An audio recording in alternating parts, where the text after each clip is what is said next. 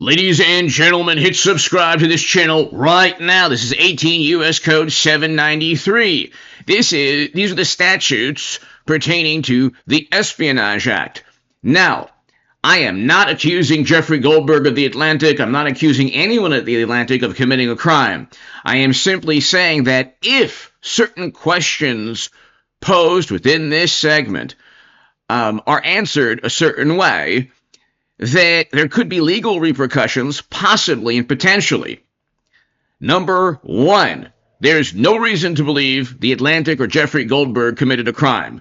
Number two, President Obama used the Espionage Act, according to the Freedom of the Press Foundation, NPR, PolitiFact, AP News, the Cato Institute, more than any other president.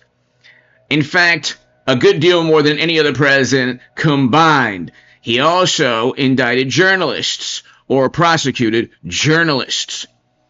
Number three, if, for example, Jeffrey Goldberg or anyone at The Atlantic has screenshotted or saved actual classified information, I am not sure that the potential defense would be, well, we were invited, and therefore we took screenshots, and therefore, because we have screenshots of potentially classified information on unencrypted or unsecured software or cell phones or computer servers, that it's not our fault.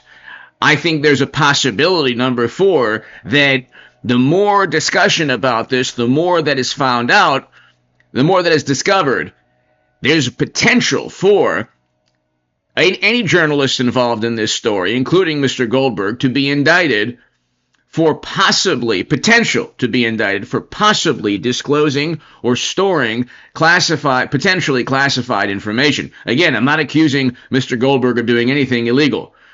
There's no evidence to suggest at this second he did anything illegal. However, listen to this. Number one, how did he get invited? Did he interview a Department of Defense official? Was it reasonable to assume in his position that others within the Pentagon, Department of Defense, intel agencies would have his phone number? Number two, then the issue is, well, if it's reasonable to assume that they would have his contact information, wouldn't it also be reasonable to assume they could have made that mistake to invite him onto a signal chat if he was on the signal chat number three and he knew there was a possibility of sensitive or confidential or classified information? Why on earth did he take screenshots? So these are all questions that, if they're answered a certain way, could lead to legal repercussions, potential indictment. I think there's like a 1% chance. I do not want President Trump's administration to indict Jeffrey Goldberg, even though I love President Trump and I think he's fantastic for a number of reasons. We had record low poverty his first time around. First president to step foot in North Korea, begin détente between those two countries. We can go on forever. Things that The Atlantic, for example, doesn't really care about. That publication despises President Trump.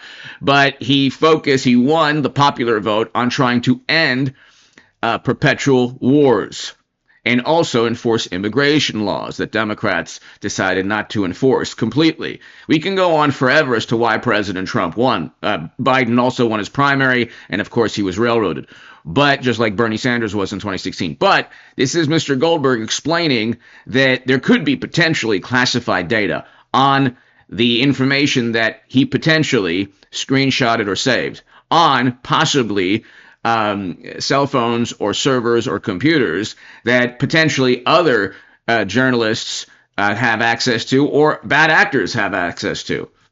Secretary Hegseth, they're saying that nobody was texting war plans. Given you were privy to this group chat, is that how you saw it?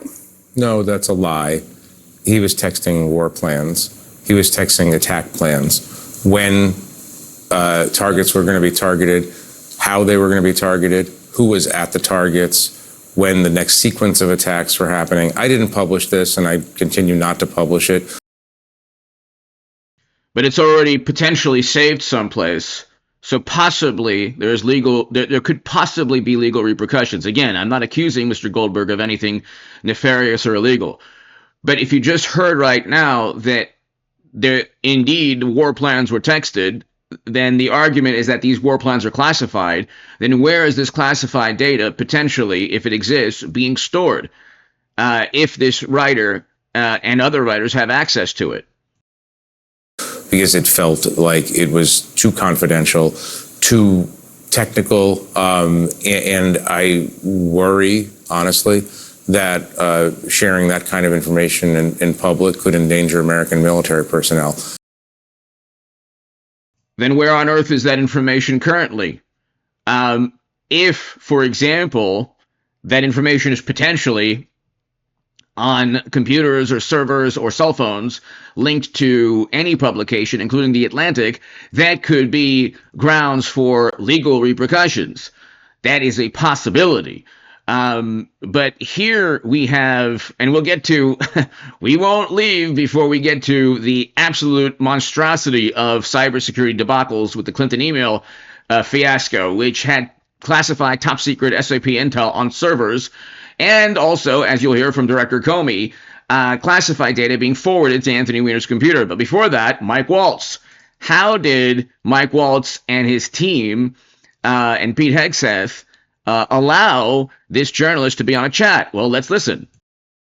I want to talk about the Black Sea ceasefire that we just put in place today as the president ends the largest land war in Europe, or the border, or the fact that Panama just kicked China out of the canal, and success after success after success. So they want to focus on this. It's embarrassing, yes. We're going to get to the bottom of it. I just talked to Elon on the way here. We've got the best technical minds looking at how this happened.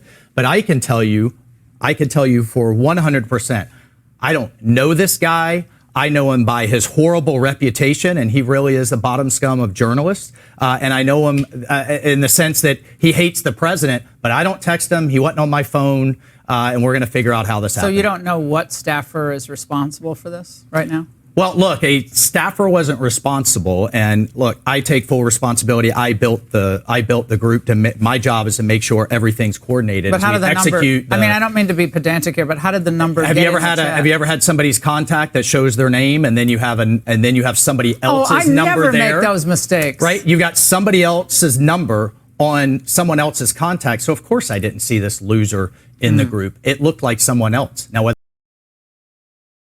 So if there was potentially deceptive, and I'm not accusing Mr. Goldberg or anyone at The Atlantic of being deceptive or doing anything illegal, Mike Waltz is alluding to the potential for a deceptive scheme to be on to get on the chat. I'm not saying that's accurate. I'm saying that's what Waltz is saying. Whether he did it deliberately or it happened in some other technical mean is something we're trying to figure out. So your staffer did not put his contact information. But how did it end up in your phone? That's what we're trying to figure out. Okay, but that's a pretty big problem. That's what we've got the best technical minds, right? That's disturbing. And that's where, I mean, I'm sure everybody out there has had a contact where it was said one person and then a different phone number. So that is also a huge question mark pertaining to the narrative that a bunch of media outlets are trying to present.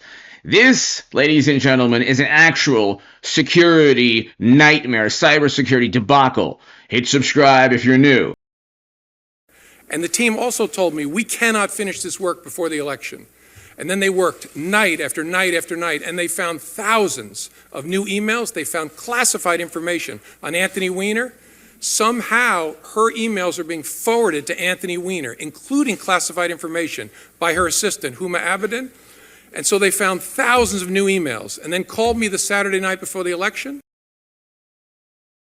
So I'm not sure if The Atlantic is going to do any investigative journalism on thousands of classified emails deliberately being forwarded to a computer outside of the U.S. government, allegedly Anthony Weiner's computer. That's just the tip of the iceberg. You have unsecured servers being run by people without security clearances connected to secure government networks. How on earth did that happen for 4 years? We can go on forever. Again, not accusing the people at the Atlantic or anyone of doing anything wrong. As of this point right now, we have no evidence that they committed any crimes at all. Potentially, possibly, like the Honorable James Comey says, potentially, if classified data is being stored on a computer outside the U.S. government, that's a problem. And if, for example, the Signal chat had classified data and that data is now outside the U.S. government, that's a problem. Even if even if a journalist wasn't invited to the chat. Hit subscribe. Thanks so much. See you later for the live stream. Thank you.